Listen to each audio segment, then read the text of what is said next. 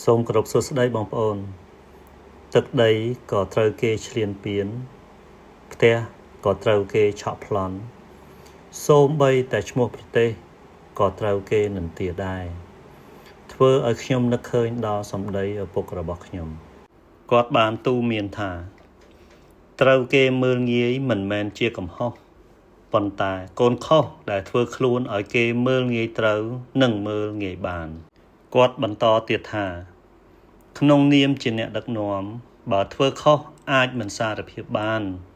ប៉ុន្តែដាច់ខាតត្រូវតែចេះស្គាល់កំហុសនិងចេះកែនោះគង់នៅតែទទួលបានការស្រឡាញ់គាំទ្រពីរាជមិនខានឡើយស្រីហេតោប្រទេសដែលជាគម្ពីរទឹកក៏ពោលរំលឹកដែរថាវិជាយិតយងជនដែលនៅថោកទាបឲ្យបានចូលនៅចិត្តព្រះនរបតីដែលគេនៅចិត្តបានដោយក្រ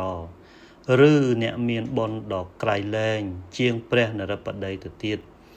ដោយទឹកស្ទឹងដែលនៅទីទាបតែងប្រមូលយកទឹកចូលទៅកាន់សមុទ្រ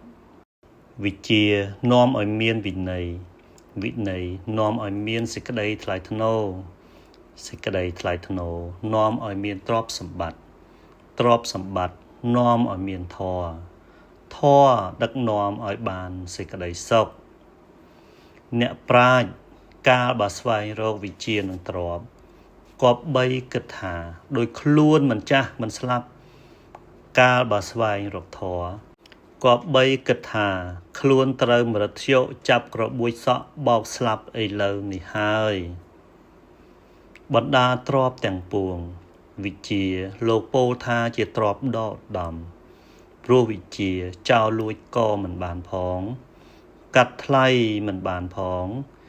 មិនចេះរិចរិលអស់ទៅផងសពកាលសម្ដីខ្ញុំវប្បធម៌រលត់ជាតិរលាយបើយុវជនរលួយជាតិក៏រលាយលឿនជាងនឹងទៀតយើងជាខ្មែរដែលធ្លាប់ជាអរិយប្រទេសមួយដែរបែរជាត្រូវគេប្រមាថមើលងាយត្រូវគេឆក់ប្លន់ត្រូវគេនិន្ទាត្រូវគេជន់ឈ្លីជាងកន្លះសហសវត្សរ៍គឺពិតជារងទុក្ខនិងឈឺចាប់ខ្លោចផ្សាណាស់ហើយក៏ល្មមឆ្អែតឆ្អន់ដែរក៏ប៉ុន្តែកុំគ្រាន់តែឈឺចាប់ហើយទៅផឹកស្រាសេពគ្រឿងញៀននិងប្រព្រឹត្តអបាយមុខគឺត្រូវចេះរើបំរាស់ដោយខំរៀនឲ្យខ្លាំងក្លាដោយត្រូវងាប់ស្អែកអញ្ចឹងនិងរៀនឲ្យខ្លាំងពូកែជាងខ្មាំងសត្រូវយើងវិញទៅទៀតមានតែយើងខ្លាំងក្លាប៉ុណ្ណោះទើបគេខ្លាចទើបគេលែងហ៊ានឈ្លានពានយើងហើយពិសេសនោះគឺយើងនឹងដណ្ដើមយកពីគេវិញទាំងដើមទាំងកាកុំជេរកុំដាក់ទំនាយគេគ្មានប្រយោជន៍ឡើយវាបានត្រឹមតែនាំឲ្យថោកទាបដល់ពូជសាសន៍យើងប៉ុណ្ណោះម្យ៉ាងទៀតចូលឈប់ជឿ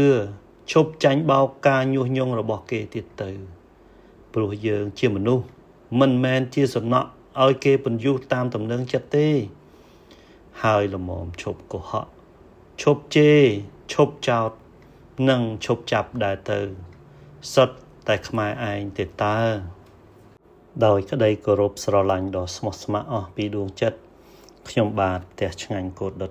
សូមអរគុណសូមគោរពជម្រាបលា